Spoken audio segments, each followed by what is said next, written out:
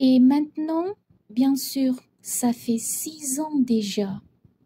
Je n'ai jamais encore raconté cette histoire.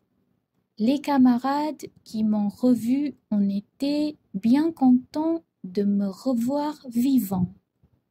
J'étais triste, mais je leur disais, c'est la fatigue. Maintenant, je me suis un peu consolée, c'est-à-dire pas tout à fait.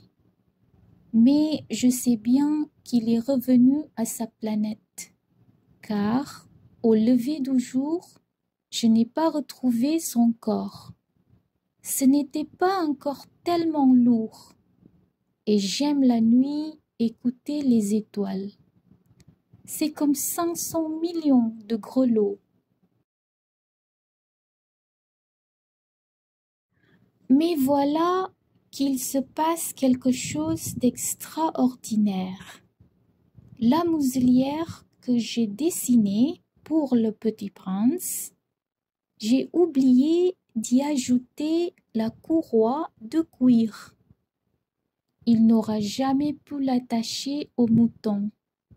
Alors je me demande, que s'est-il passé sur sa planète?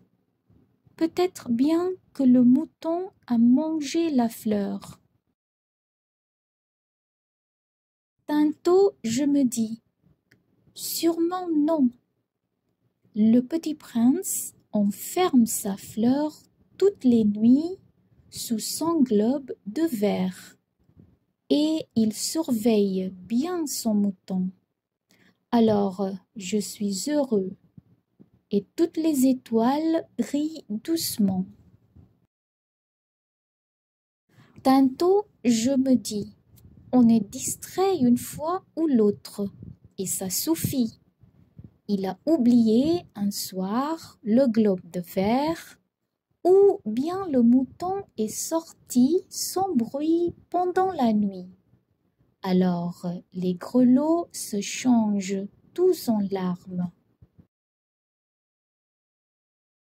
C'est là un bien grand mystère pour vous qui aimez aussi le Petit Prince, comme pour moi. Rien de l'univers n'est semblable si quelque part on ne sait où, un mouton que nous ne connaissons pas a, oui ou non, mangé une rose. Regardez le ciel, demandez-vous, le mouton, oui ou non, a-t-il mangé la fleur? Et vous verrez comme tout change. Et aucune grande personne ne comprendra jamais que ça a tellement d'importance.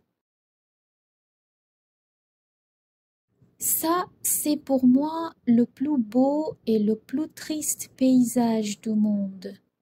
C'est le même paysage que celui de la page précédente, mais je l'ai dessiné une fois encore pour bien vous le montrer. C'est ici que le Petit Prince a apparu sur terre, puis disparu.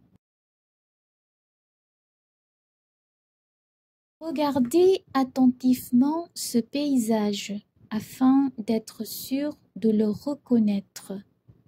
Si vous voyagez un jour en Afrique, dans le désert, et s'il vous arrive de passer par là, je vous en supplie, ne vous pressez pas.